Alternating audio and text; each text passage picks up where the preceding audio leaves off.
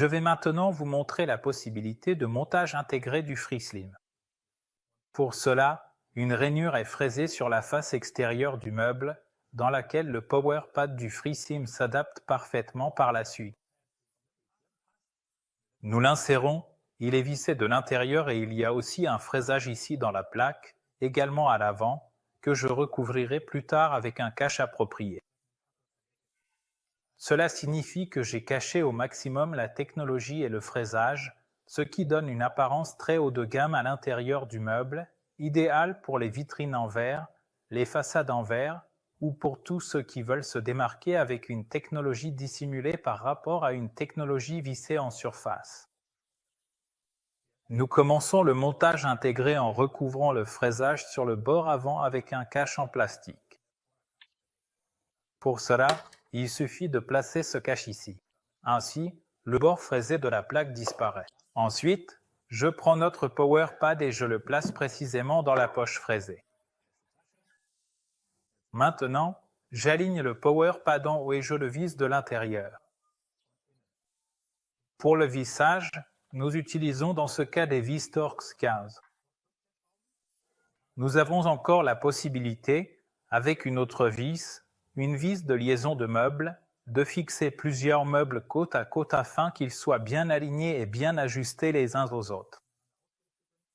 Nous avons aussi des cache-lits. Et enfin, si la paroi latérale fait plus de 16 mm d'épaisseur, nous avons un cache supplémentaire qui sera ensuite posé ici sur le PowerPad. Jetons un coup d'œil à l'intérieur du meuble. Ici, nous voyons clairement les deux trous traversants, spécialement conçus pour la fixation sécurisée du PowerPad, directement intégrés dans le meuble. Je prends le pad, je le place ici, je le maintiens en haut, en insérant et en vissant la vis ici, je fixe la ferrure. 2 vis suffisent amplement dans ce cas.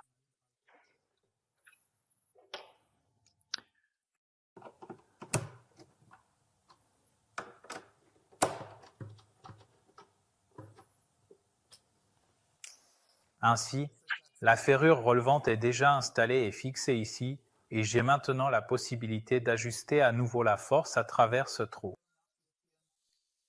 Tant que le meuble n'est pas encore en position finale, je peux également effectuer tous les autres réglages de l'extérieur. S'il est nécessaire d'effectuer un réglage ultérieur, il est toujours possible, même lorsque le meuble est en position finale, de desserrer ces 2 vis de fixation et de retirer la ferrure métallique vers l'avant. Par la suite, je la remets également en place par l'avant et je réinsère les 2 vis, qui trouvent d'ailleurs leur filetage à ces 2 endroits.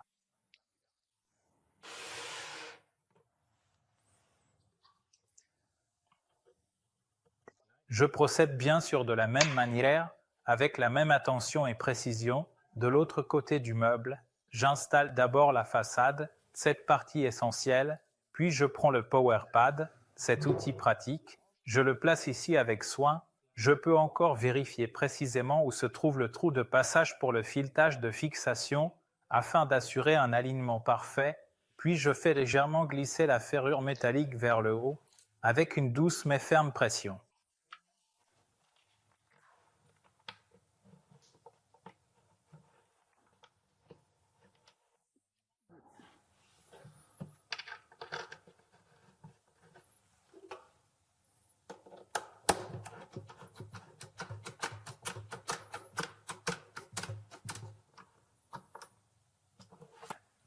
Petit conseil de ma part, la ferrure métallique est encore accessible de l'extérieur pour les réglages de force et les ajustements de l'amortisseur. Tant que c'est le cas, je ferai aussi les réglages maintenant. C'est-à-dire, maintenant accrocher la façade, vérifier l'amortissement, voir si l'angle d'ouverture convient. Et tant que le meuble est encore ici, je peux tout ajuster assez facilement. Ensuite, si l'amortissement fonctionne et que l'assistance de force est correcte, j'accroche le meuble au mur.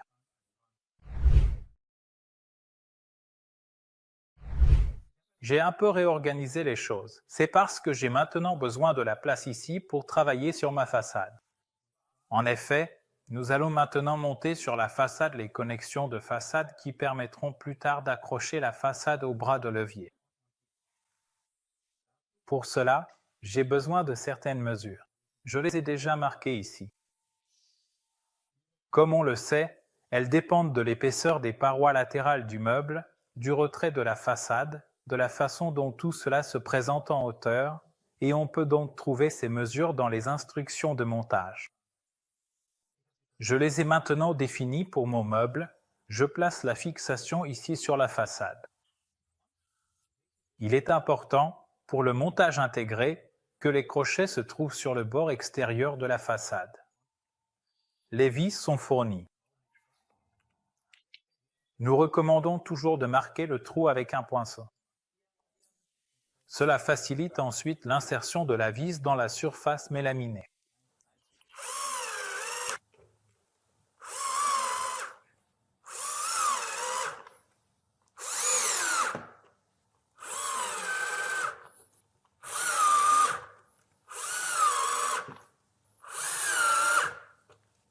Voilà, c'est fait. Nous allons maintenant remettre la poignée en place.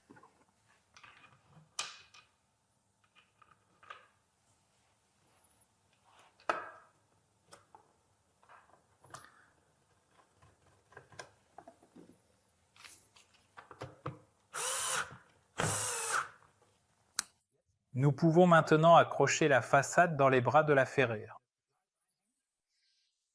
Pour cela, je commence par ouvrir la ferrure. C'est-à-dire que j'ai ici ce clip rouge. Je tire sur cette boucle, ce qui me permet d'ouvrir le bras de levier en toute sécurité.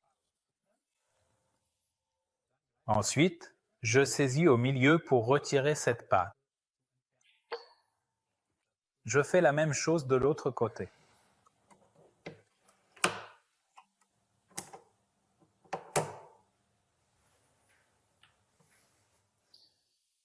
Maintenant, nous prenons l'affront et on peut voir ici que nous avons de grandes ouvertures de réception, ce qui nous facilite le positionnement, même avec des fronts plus grands et plus lourds. Je la place ici, de la même façon de l'autre côté, et ensuite le bras de levier s'enclenche en toute sécurité. Dans ce cas, je vois que la façade se referme toute seule. Cela s'explique par le fait que nous livrons généralement la ferrure métallique avec le réglage de force le plus bas. Nous voulons ainsi minimiser le risque. Lors de l'ouverture de la ferrure métallique, une grande tension ou assistance de force est présente, c'est pourquoi nous voulons garantir la sécurité de l'ensemble et c'est pour cela que la ferrure métallique est réglée sur le niveau de force le plus bas.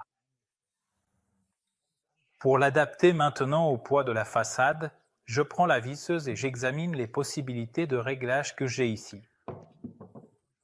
Cette zone, bien visible, correspond au calibrage de la force. Ensuite, nous avons un calibrage de l'angle d'ouverture et un calibrage pour l'amortissement à la fermeture.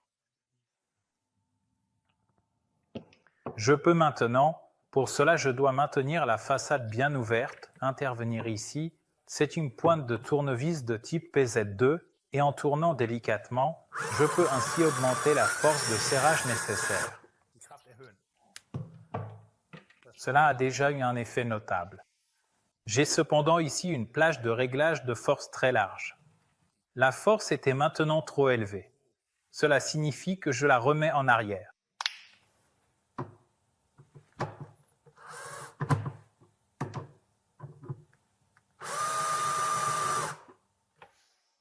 Je vois maintenant que j'ai une meilleure ouverture.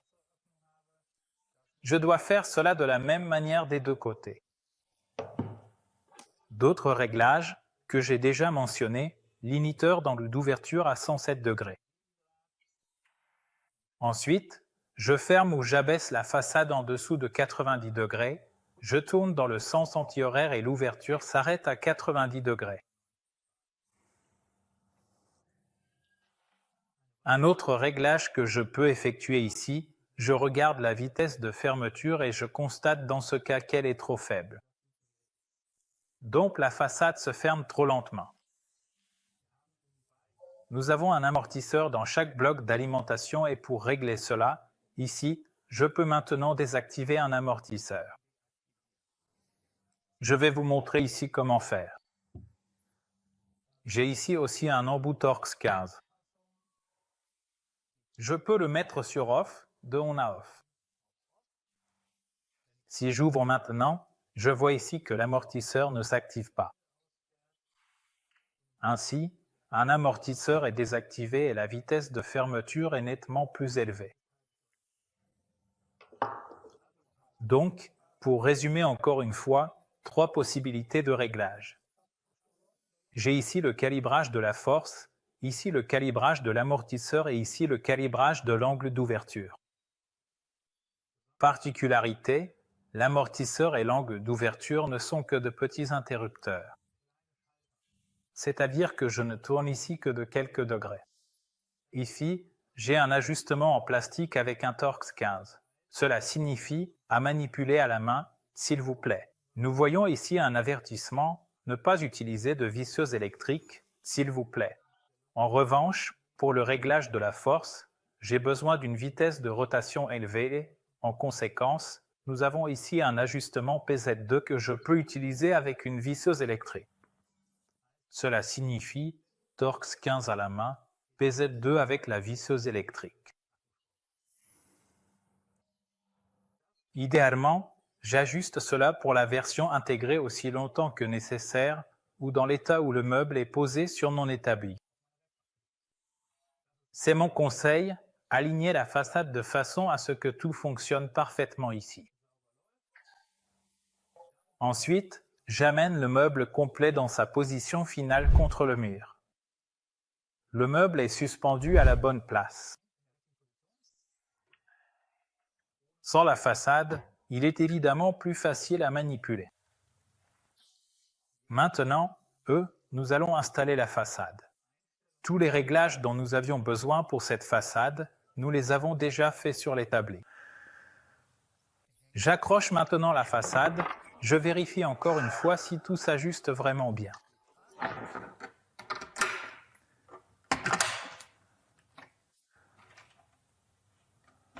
Je vois que le réglage de la force est correct.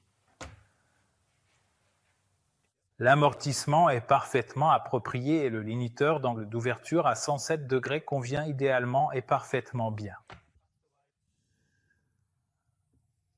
Maintenant, je peux encore effectuer des réglages fins sur le calibrage de la force. Pour cela, j'ai ici une découpe, un trou, à travers lequel je peux atteindre la vis de réglage de la force avec la visseuse sans fil.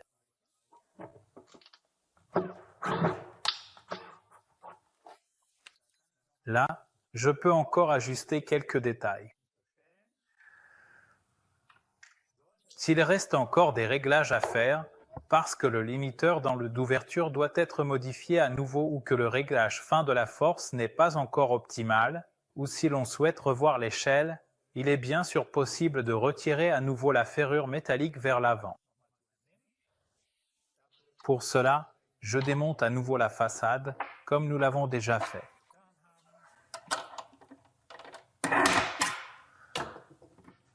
Retirez la façade ici. Ensuite, je desserre les 2 vis Torx. Je les desserre d'abord avec le tournevis, puis je peux les retirer un peu plus rapidement à la main.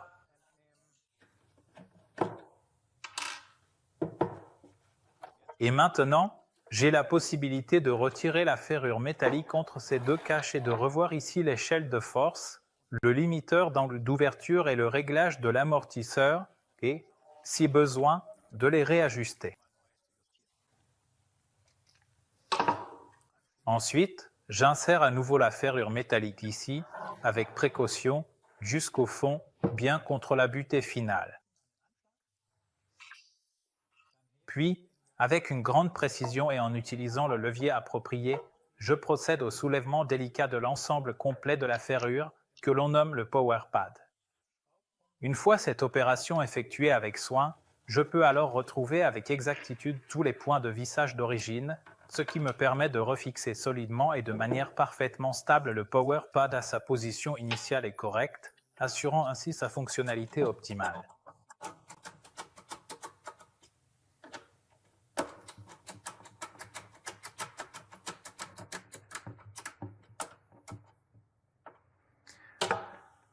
Ce sont volontairement des vis Torx et de couleur foncée, car ces points sont les seuls éléments techniques qui restent visibles.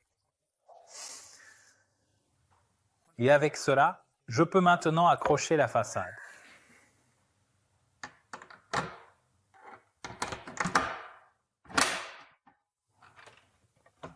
Tout fonctionne à nouveau parfaitement, comme cela avait été réglé précisément auparavant. Pour finir, encore 2 points. Il existe, pour la connexion de 2 armoires équipées de la ferrure métallique FreeSlim intégrée, une vis de liaison de meubles ou bien une combinaison de vis et de douilles. C'est-à-dire qu'avec cela, on peut finalement rapprocher 2 côtés de meubles pour fixer définitivement les meubles, une fois qu'ils sont alignés, lorsqu'ils sont placés contre le mur. D'habitude, cela se fait avec des vis à bois dans la partie inférieure des armoires. Pour garantir cela également dans la partie supérieure, il est possible de percer un trou légèrement décalé. Les mesures de perçage seront indiquées dans les instructions de montage, à travers lequel je peux ensuite insérer la vis et la douille des 2 côtés afin de relier les 2 meubles entre eux. Pour finir, il y a encore 2 capuchons de protection qui recouvrent le trou destiné au calibrage de la force. Et voilà, j'ai monté un élément mural avec une technologie de levage innovante où l'accent est mis uniquement sur les produits stockés, sur ce qu'il y a à stocker. La technique disparaît à l'intérieur de la paroi latérale. Il est clair que j'ai besoin soit d'un meuble adjacent qui recouvre ici ce côté visible de la ferrure, soit d'une rangée de meublés, à la fin, d'un panneau latéral de finition. C'est tout. Vous trouverez plus de supports sur notre site web kesselbuma.com. Et sur ce, à la prochaine fois.